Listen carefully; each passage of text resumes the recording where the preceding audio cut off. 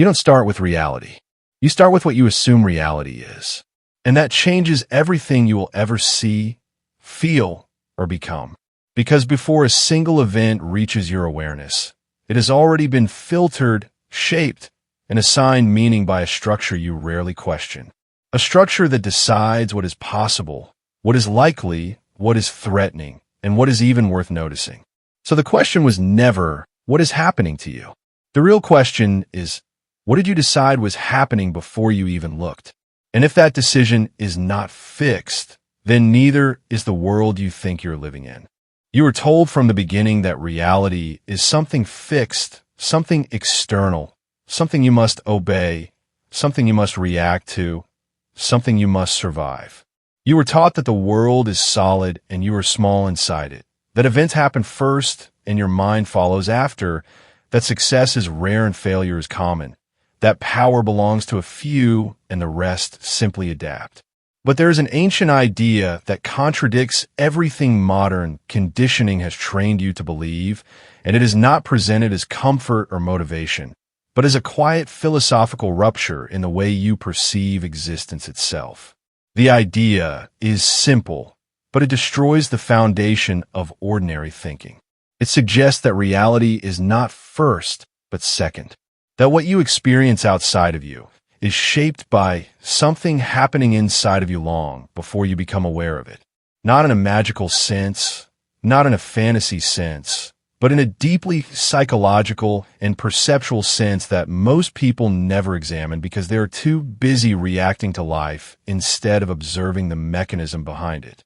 Every human being lives inside a world that feels objective, but is actually filtered through layers of assumption. You do not see reality directly. You see reality through interpretation, through memory, through expectation, through identity, through emotional conditioning. Two people can stand in the same room, experience the same event, hear the same words, and walk away with entirely different realities formed inside their minds. Not because the external world changed, but because the internal structure interpreting it was different. This is the beginning of what ancient philosophers and modern psychologists both circle around from different directions. The external world is stable only in appearance. The internal world is constantly shaping meaning, and meaning is what you actually live inside. The law of assumption, as it has been described in modern philosophy of mind, is not a law of supernatural force, but a law of psychological inevitability. Whatever you assume to be true becomes the framework through which your attention filters reality. And attention is the currency of experience. You do not experience everything that exists. You experience what your mind selects. And your mind selects based on what it already believes is relevant, possible, and consistent with your identity. If you assume that people reject you, your attention will naturally gravitate towards signs of rejection, subtle gestures, tone changes, silence, delays, neutral expressions that you reinterpret as negative. If you assume that opportunities are rare, you will walk past dozens of openings without emotionally registering them as possibilities. Not because reality is withholding them, but because your perception is not tuned to recognize them. This is not positive thinking. It is not about forcing belief. It is about recognizing that belief is already operating whether you choose it or not. Most assumptions are unconscious. They were formed long before adulthood, shaped by repetition, environment, emotional events, and identity formation. You did not choose them consciously, but you continue to live inside their consequences. And because they operate silently, they feel like truth instead of interpretation. This is why people often say, this is just how life is, when in reality, they mean, this is how life appears through the structure I have internalized. Ancient philosophical traditions express this idea in symbolic language. Hermetic teachings describe reality as mental in nature, not to imply illusion, but to emphasize that consciousness is not separate from the structure of experience. What you call the world is inseparable from the mind observing it. Not because the external universe does not exist, but because your access to it is always mediated. There is no unfiltered perception. There is only interpreted perception. Even modern neuroscience agrees with this in different terms. The brain does not record reality like a camera. It constructs it. It predicts it. It fills gaps, compresses data, and generates a coherent simulation that feels continuous and real. This is where the deeper implication begins to emerge. If reality is constructed in perception, then the question is not only what is real, but what determines the structure of that construction. And this is where assumption becomes central. Because assumption is not just belief. It is preperception. It is the default setting of interpretation before evidence is even processed. It is the emotional and cognitive expectation that frames what evidence means. The same event can confirm confidence in one mind and confirm insecurity in another. The difference is not the event. The difference is the assumption interpreting it. When Neville Goddard spoke of the law of assumption, he was pointing toward this exact mechanism, though expressed in spiritual language. He suggested that living from the state of the wish fulfilled is not about pretending, but about occupying a mental identity so consistently that perception reorganizes itself around it. In modern terms, this can be understood as identity-driven perception. You do not attract experiences like objects pulled by invisible force. You interpret and act in ways consistent with identity, and those actions compound into observable outcomes. The external world then appears to respond, when in reality it is unfolding through behavioral alignment shaped by internal expectation. This is why transformation rarely begins with action alone. Action without identity change collapses under contradiction. A person can attempt discipline, repetition, habits, routines, but if the underlying assumption of identity remains unchanged, the system resists consistency. Eventually, the mind returns to equilibrium, back to what it believes it is. This is not failure of willpower. It is stability of self-concept. The mind protects its internal model of who I am more strongly than it pursues external goals. Because identity is the anchor of psychological coherence. To change experience, then, is not to force outcomes, but to shift the internal assumptions that generate perception, interpretation, and behavior. This is subtle because it does not produce immediate external fireworks. It changes the lens first, and when the lens changes, the world begins to reorganize in ways that appear gradual, then suddenly undeniable. Opportunities that were previously invisible begin to register. Conversations take different directions. Behavior shifts without dramatic effort because it is no longer contradicting internal narrative. But there is a deeper layer still. Most people assume they are thinking freely, but much of thought is reactive rather than original. Thoughts arise from stored assumptions. You do not think from nothing. You think from structure, and that structure is built from repetition. This means that if you want to understand your current reality, you do not need to analyze reality itself first. You need to observe your most consistent inner assumptions, especially the ones you never question. The quiet background beliefs about worth, possibility, other people, time, and identity. These are not loud thoughts. They're the atmosphere of thought itself. For example, a person may consciously want success, but unconsciously assume struggle is normal. They will interpret progress as unstable, success as temporary, and setbacks as confirmation of their deeper expectation. Another person may assume they are always behind in life, and therefore, even when they move forward, they experience urgency, comparison, and dissatisfaction that prevent them from recognizing progress. In both cases, the external world is not the primary driver of suffering or limitation. The interpretation of events through assumption is. This does not mean external reality is irrelevant.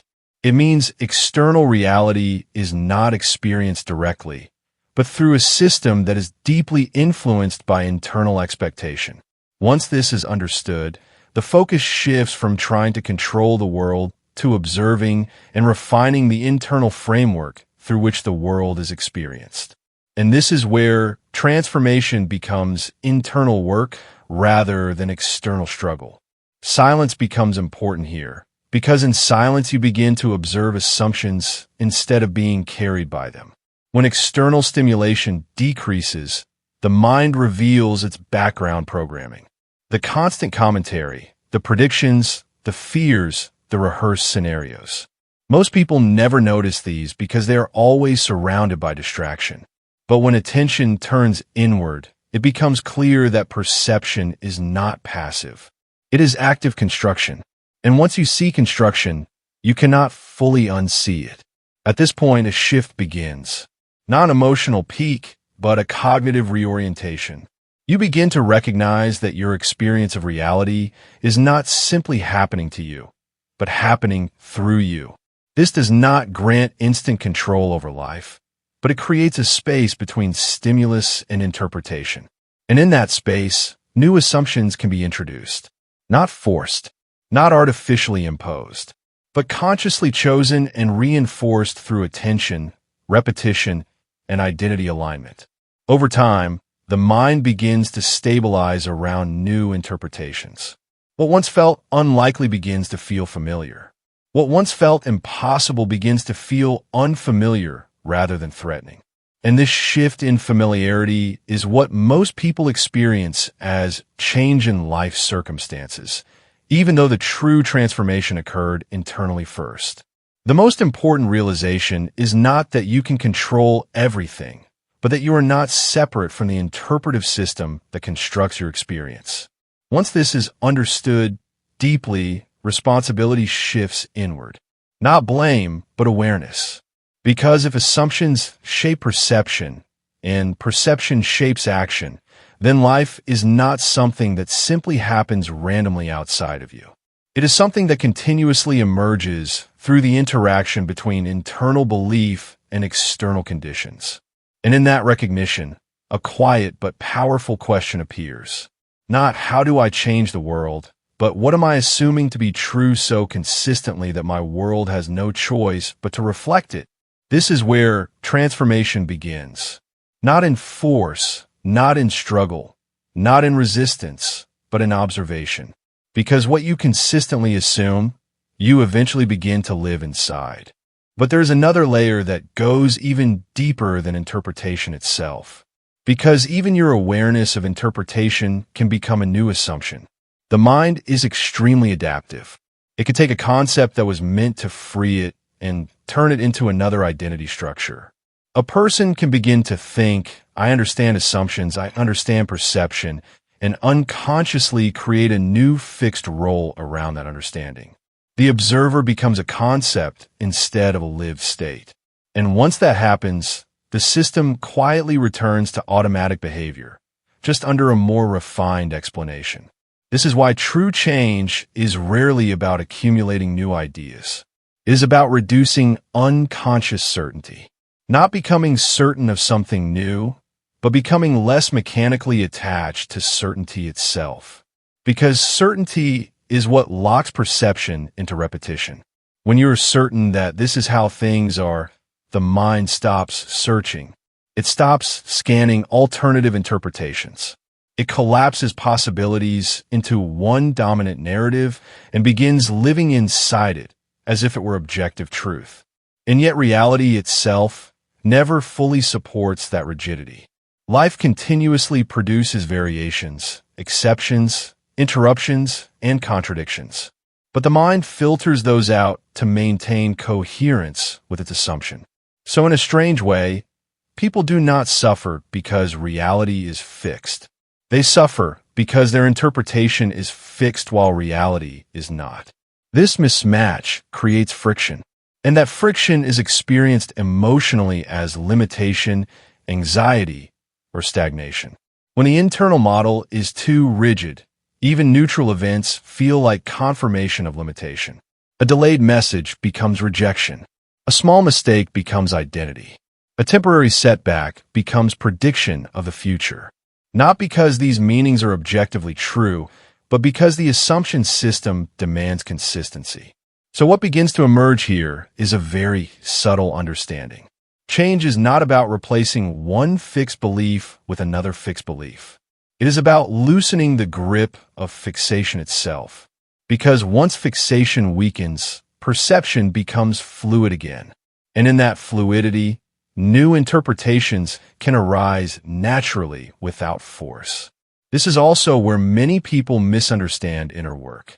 They think they're supposed to install positive assumptions like software updates, as if the mind were a machine that simply accepts new programming. But the deeper mechanism is not installation. It is deconstruction of automatic resistance. The mind does not change because you tell it to believe something new. It changes when it stops defending something old. And that defense is mostly unconscious. It happens in small reactions, in instant judgments, in emotional responses that appear before thought. In the subtle way attention moves toward familiar narratives without questioning them. So, transformation becomes less about effort and more about noticing repetition while it's happening. Not stopping it violently, but recognizing it early enough that it loses momentum. And each time that recognition happens, a small interruption occurs in the cycle of assumption and reaction. At first, that interruption is brief, almost insignificant, but over time, it begins to accumulate, because the mind learns from interruption faster than from instruction. It adapts to what repeatedly breaks its automatic flow. And slowly, something begins to shift in the background. The internal narrative loses some of its authority. It still appears, but it no longer fully defines experience. There is now a second layer of awareness that notices it arising. And that second layer changes everything. Because once you can observe an assumption as it forms, you are no longer completely inside it. You are partially outside it. And that distance is the beginning of freedom. Not freedom as escape from reality, but freedom as flexibility within perception. At this stage, external life may not look dramatically different yet, but internal experience already is. Situations that once felt absolute begin to feel interpretive. Emotional reactions still occur, but they're no longer fully fused with identity. There's a growing sense that what is happening internally is a process, not a truth. And that distinction is critical, because when everything feels like truth, you're trapped inside it. But when experience is recognized as process, it becomes editable, not instantly, but progressively. And this brings us to an important realization. You're not waiting for life to change in order to feel different. You're learning to experience life differently in order for change to become visible. This reverses the usual direction of thinking. Instead of when my life changes, I will feel different, it becomes as I change my internal interpretation, life begins to reorganize around that shift. And even though externally this can take time, internally it begins immediately in subtle ways. A different response here, a different interpretation there. A moment of non-reaction where there used to be automatic emotional collapse. And these moments begin to accumulate into a new baseline, a new normal, a new sense of what is expected. And expectation, once again, becomes the quiet architect of perception. Because what you expect becomes what you notice. And what you notice becomes what you respond to. And what you respond to becomes the trajectory of your lived experience. So the entire structure returns again to assumption, not as theory, but as lived mechanism. And now the question becomes less about whether this is true in abstract philosophical terms, and more about whether you are observing it directly in your own moment-to-moment experience. Because understanding it intellectually is only the first threshold. And from here, something very subtle begins to happen that most people overlook entirely. Because once you stop being fully identified with every assumption that arises, life doesn't suddenly become perfect, it becomes readable. You start noticing the gap between what happens and what you immediately decide it means. And that gap is where your real influence exists. At first, it's almost uncomfortable. The mind is used to instant conclusions. It prefers fast meaning, even if that meaning is limiting. But now there is hesitation. A small pause where interpretation used to be automatic. And in that pause, something new can enter, Not another belief, but a different way of seeing. You begin to realize that nothing outside of you is demanding a single meaning. Events are neutral longer than you're trained to perceive, and your interpretation is arriving faster than the facts themselves can settle. That means you're not reacting to reality directly. You are reacting to your prediction of reality. And predictions can be updated, not through force, not through repetition alone, but through attention. Through noticing when the old story tries to reassert itself and not giving it immediate authority. You don't need to fight it. You just stop obeying it automatically. And over time, that changes the tone of your entire experience. Because what once felt like an unavoidable emotional reaction becomes a familiar pattern you can recognize without being absorbed by it. And in that recognition, the assumption loses its control, even if it still appears in thought. This is the quiet turning point. Not when life changes dramatically, but when you stop mistaking interpretation for truth.